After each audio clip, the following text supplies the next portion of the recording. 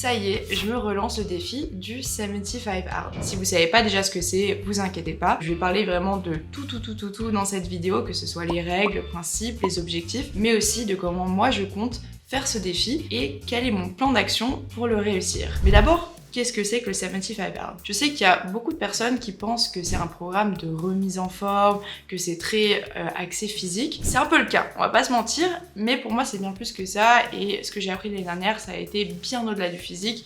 Je pense que c'est déjà un défi mental. Pourquoi? Parce que c'est un programme de 75 jours, sans pause, sans compromis. Et ça fait vraiment toute la différence. Il y a beaucoup de choses à faire chaque jour. Pour être précise, il y a même 5 règles. Et la première règle, c'est de faire 2 entraînements de 45 minutes par jour. Un est obligatoirement à l'extérieur et donc l'autre obligatoirement à l'intérieur. Et ils ne peuvent pas se suivre. Ça, c'est vraiment la première difficulté. Selon moi, c'est pas ce qu'il y a de plus dur et c'est pas non plus là-dessus que j'ai échoué. Par contre, ça demande énormément d'organisation. Ensuite, la deuxième règle, c'est de suivre un régime. Je pose tout de suite. Quand j'emploie le mot régime, je parle pas de régime drastique, mais je parle plutôt d'un régime alimentaire, donc suivre une discipline alimentaire. Et moi, dans mon cas, par exemple, l'année dernière, j'avais fait un régime avec que des aliments entiers, donc non transformés. Et cette année, je vais faire un régime où j'ai un minimum de protéines par jour. Donc voilà, pour vous donner une idée, c'est pas du tout dans le sens régime comme on l'entend. Ensuite, il faut boire 4 litres d'eau par jour. Je sais que c'est beaucoup, mais quand on se dépense énormément, qu'on transpire donc beaucoup, je vous assure que 4 litres, ça va très vite. Et pour l'avoir fait l'année dernière, je sais qu'il y a beaucoup, encore une fois, de rumeurs comme quoi c'est mauvais, c'est dangereux. Alors oui, c'est vrai que boire trop d'eau, ça peut être dangereux, mais boire 4 litres d'eau quand tu fais du sport tous les jours, 2 fois par jour, t'inquiète pas, 4 litres d'eau, ça le fait. Ensuite, la quatrième règle, c'est qu'il faut lire 10 pages de non-fiction par jour. Et Andy Frisella, donc le créateur de ce challenge, a bien spécifié que c'était 10 pages d'un livre de développement personnel. Enfin, la dernière règle, c'est de prendre une photo de soi tous les jours. Et ça, moi, je trouve ça vachement bien parce que tu peux vraiment voir où tu as commencé et comment tu as évolué pendant tout ce challenge.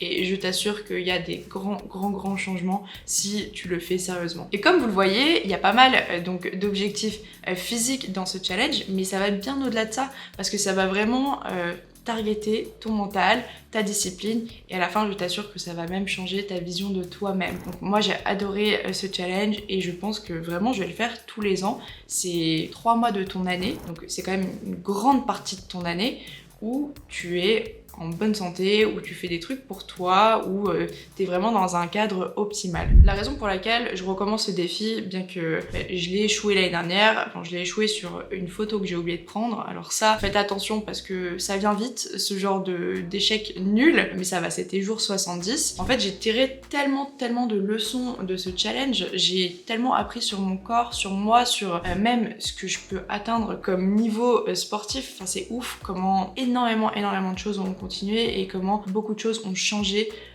complètement dans ma vie. Et donc cette année, je pars avec l'objectif donc de faire mon semi-Ironman. Donc ça, je le savais déjà, mais je me dis que là, si j'ai 75 jours où vraiment je suis à fond, je vais vraiment pouvoir me surpasser et atteindre tous mes objectifs. Donc c'est vraiment le but, de faire des performances de fou malade comme j'en ai jamais fait.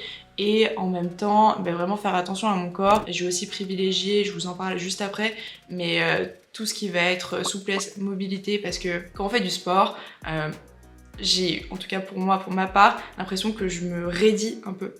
Et c'est quelque chose qui est pas fou, parce que le sport c'est très bien voilà, pour la longévité, mais derrière la raideur que moi je ressens, il faut que je travaille aussi en parallèle. Faire du sport c'est pas suffisant, il faut aussi que je fasse d'autres exercices pour vraiment soigner mon corps et en prendre le plus soin possible. Donc maintenant je vais vous dire comment je compte m'organiser. Alors déjà, je vais tout suivre. Parce que si tu fais 75 jours sans traquer rien du tout, tu vas te perdre. Donc je vais utiliser mon propre plan d'organisation que je t'ai mis dans la description. Donc je peux te montrer un peu. Comme tu peux le voir, j'ai ma petite folder ici. Bon, c'est juste un rappel des règles que je me suis mis parce que c'est bien de l'avoir et juste, c'est comme un peu le principe du vision board, je vous en parle.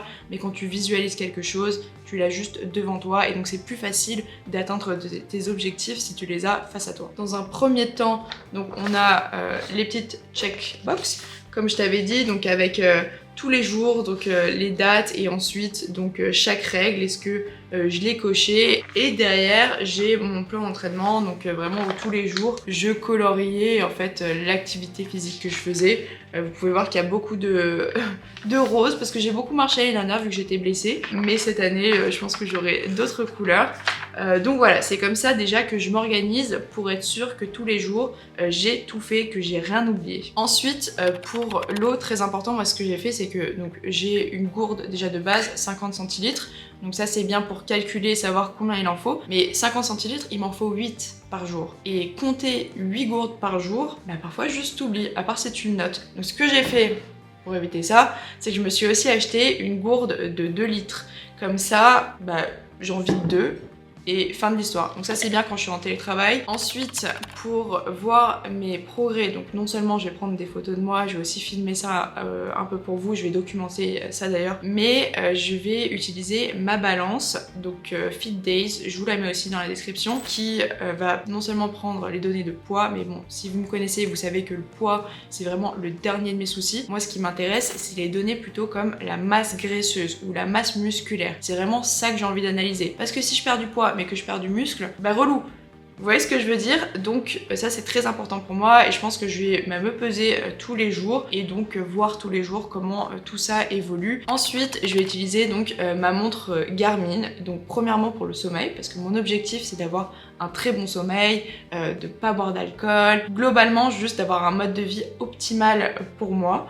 Et donc la montre va pouvoir analyser ça, mais en plus de ça, Garmin, ce qui est cool, c'est qu'ils font aussi donc des propositions de programmes. Par exemple, là je suis en train de suivre un de leurs programmes running, et ce qui est très cool, c'est que ça s'adapte vraiment à mes données. Donc il va prendre en compte mes données sommeil, stress, énergie, tout ce qu'il récolte, et derrière il va me proposer donc des activités. Donc ça c'est cool parce que ça me retire un peu de charge mentale.